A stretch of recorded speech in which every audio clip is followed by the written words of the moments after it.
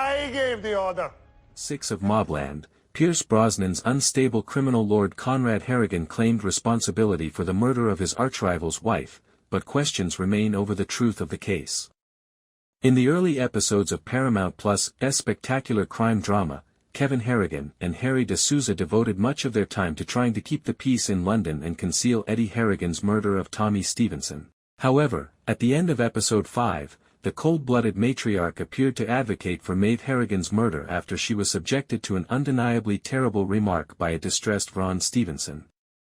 Surprisingly, Conrad claimed responsibility for the decision to assassinate Vron Stevenson when the Harrigans shut down at the Cotswolds after Vron was killed.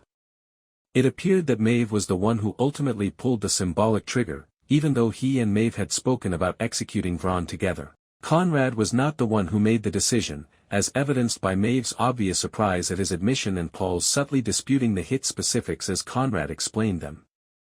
Then, since everyone believed Maeve made the final decision on Vron, the question was why he would accept the credit rather than her. Conrad Harrigan's wife, Maeve, has had some effect on all of his significant decisions in MobLand.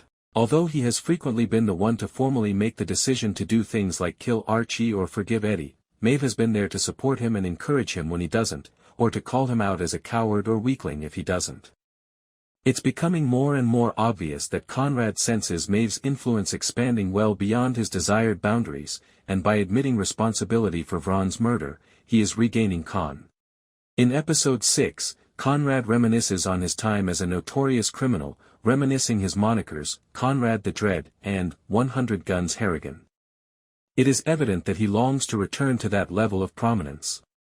At first, it appeared like Maeve was trying to make Conrad, and, by implication, the Harrigan crime family, appear to be the most feared mobster in London as a result of her manipulations.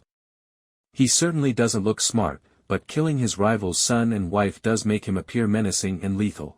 Even though Conrad Harrigan is the leader of a prosperous criminal organization, it is immediately apparent from MobLand's first episode that he is no longer Conrad the Dread, in any sense. Instead of a deadly and intimidating mobster, there is a temperamental elderly guy who has lost control over both his family and his criminal enterprise. Conrad blustered about disrespect and has since gone along with Maeve and Eddie's plot to kill Tommy Stevenson behind his back, but he had nothing to do with the real plotting of a war or the strong-arming of the Stevensons out of London. In episode 6, Kevin Harrigan asserted that Conrad's actions are indicative of what he refers to as a dying empire. This is not the first time the Harrigan crime organization has been mentioned as being in danger. All along, Maeve has been moving the chess pieces, occasionally with Conrad's own hand. Every action she has encouraged Conrad to take has loosened his control over his family, his criminal organization, and his freedom, making it increasingly clear that she isn't truly working in his best interests. It also appears likely that Maeve called the police anonymously regarding Archie's body.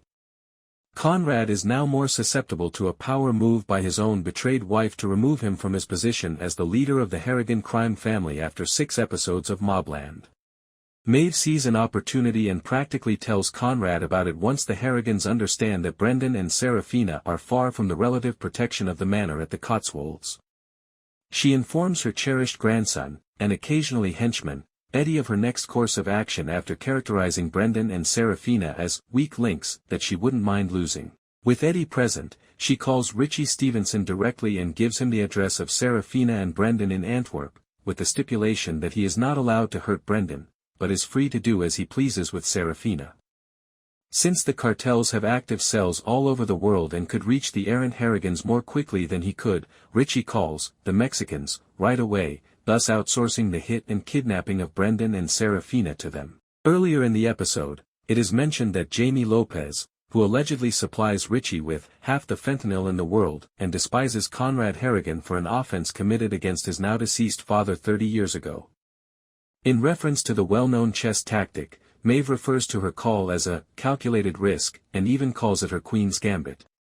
It is obvious that Maeve has had a bigger purpose in mind for every action she has taken in MobLand, from ordering Tommy Stevenson to be killed to providing her son and Serafina's whereabouts to their vengeful and lethal archrival. On the surface, it's obvious that she wants to go to war with the Stevensons, and every plot point has advanced their cause.